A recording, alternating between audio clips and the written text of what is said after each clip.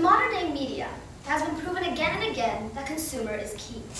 Now what happens when consumer is key is that the quality of news as well as social feedback tailors what is on the news for the consumers. And what we see is that it's the money and investment of consumers' time that determines what they want to see on news stations. Now, as side opposition today, we believe that the resolution, this House prefers publicly funded news media to privately funded news media, should not be allowed to pass. And our case line today is essentially that competition always leads to better media, and it always leads to benefit the people. So our three contentions today have to do with, first of all, diversity of opinions, second, quality and competition of news, and third, which my partner will cover, accountability. But before I actually get into these three contentions, I'm going to provide some clash to the points brought up by side proposition. Now the issue with side proposition today is that they have brought up a case which essentially lacks trust in citizens and also disapproves of their own choices that they have the right to make. Moreover, they have grossly overestimated the actual ability and capability of public news stations to cover all minority opinions. So first of all, their pillar had to do with quality of news. Well, now here I'd like to take a point from philosophy and John Stuart Mill. Now what is stated is that there's rarely any absolute truth. When you have two extreme opinions, the truth usually lies somewhere in between. Now to access the truth, the best thing you can do is to open yourself to the diversity of opinions that are available. Now this time, thank you. And therefore, with this diversity of information that you receive, are able to determine what is the truth in between. So by absorbing as much knowledge as possible, we can actually come closer to what is accurate. So what we see is that by quality of news, by providing more news stations with private news stations, we are providing more accuracy. Now they also talked about sensationalism and said that, well, news stations will blow stories up. Well, in opposition, we don't necessarily see how this is bad if people like it. If people go to a news station and they enjoy the sensationalism or the stories that they bring into light, then these viewers should be able to put their support into these news stations. It gets people interested in news, and therefore we think that this isn't a bad thing. Now they also talked about political elections, and they talked about how certain news stations didn't actually fully capture the proper opinions of certain people. Now also, I'm actually going to address this later in my point as well, but in the case of the USA, we have something, we have the PBS, which is the public station. We have the ABC, which usually covers left-wing opinions. We have the NBC and CNN, which covers central opinions, and finally we have Fox News, which covers right-wing opinions. Now what we see is that there's only one public station here, and if people can only tune into one public station, that one public station can only provide moderate opinions. And if you have other stations that your people can tune into, what they can do is go to the left-wing station to see what they have to say, and then go to the right-wing station to see what they have to say, and be able to moderate this information for themselves to find out the accurate truth. So now I'd like to move into our first contention for today, which has to do with diversity of opinions. Now let's take a look at public media. Public media is forced to present moderate opinions, and that is a major problem with it. So if we take a look at CBC, they are currently required to include a representation of each sector of Canada, geographically, economically, and politically. So this means they need a voice from Quebec, they need a voice from Ontario, from Conservatives, from Liberals, and any party that exists. Now what this does is it results in moderate opinions, which actually becomes less accurate to each source. If I try to moderate a Palestinian's opinion with an Israeli opinion, what I'm going to get is a result that is true to neither.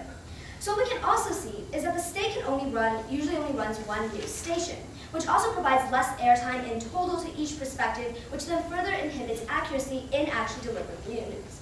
So what we can see is that these public news stations are capable of presenting all the minority opinions because they get lost within all the opinions that they have to incorporate. And what we can see is that because of all these opinions that they have to incorporate, they can't present extremist opinions and therefore manage to only give moderate opinions that are inaccurate.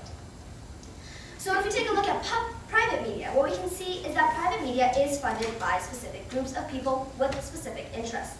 Now, as I mentioned in my introduction, I'll take you in a moment, what this manages to do is actually provide the proper news that is tailored to these specific interests that people have. Would you not agree? But ma'am, if people are given the ability to isolate themselves ideologically, won't they do so at the expense of other views? Well, what we can see is that if people decide to have a news station who covers their beliefs, and private media is favored over public media, there will also be a news station which favors the opposite. And by having these two choices to actually expose themselves to, they can be presented with all opinions versus a single public station that doesn't give them either.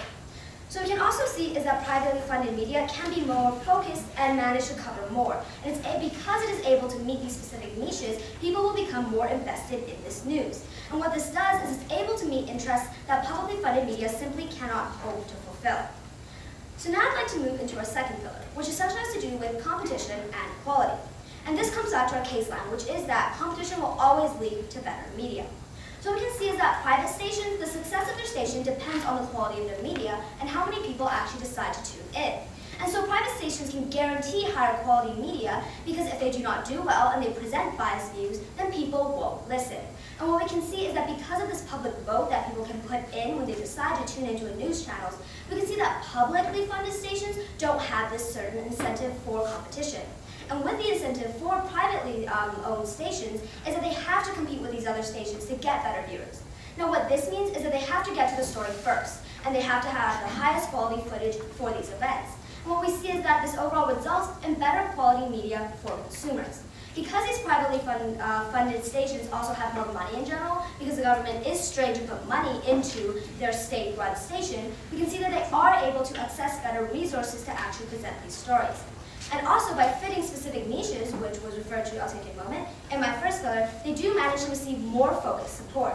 Would you not agree? But wouldn't you agree that privately funded news agencies often present biased news in order to gain as many people to tune in as possible? I believe that when it comes to biased news, as stated before, if you are able to have two stations which present opposite opinions, what you as an individual can do is tune into right wing, tune into left wing, and then realize why they are wrong and where they differ. But what we believe is that if you have your single public station, then all you're ever going to get is this moderated swish of opinions that you can't really determine where you stand. So what we can see under competition and quality is that as individuals, people then have more incentive to actually support a news station as well. I wouldn't support a news station that covers everything because not all my interests are represented. But say I'm really into bird watching events and a certain station covers bird watching events, then I have more incentive to actually invest my time and my money into helping these stations so that they can more accurately represent my interests. And we can see this with the competition between global versus CTV versus city TV. And now I'd like to, under my final point of competition and quality, we believe that when it comes down to even news anchors, we have higher quality people because we have private news stations. We can take a look at Lloyd Robertson, who moved from CBC to CTV in the 1980s because he lacked freedom of speech at the public station and was restricted by the government opinion and the fact that the government could not present certain extremist opinions. He could not go off script, and for this reason he switched into a private news station so he could more accurately represent what he wanted to say. So what exactly have I told you today on side opposition? Well, first of all, I presented Clash in the first 2 points brought up by side proposition, which had to do with the quality of news as well as political elections. And I've presented our first 2 contentions for today. The first of which presented to you diversity of opinions. And I will show that more news stations will always mean more airtime and therefore more information that they are able to cover. And second, I talked about competition and quality, in which we showed how with competition will always come higher quality media, more funding. And for this reason, we believe that this resolution, we must support privately funded media over publicly funded media for the benefit of the consumer. And for these reasons, we proudly oppose. Thank you.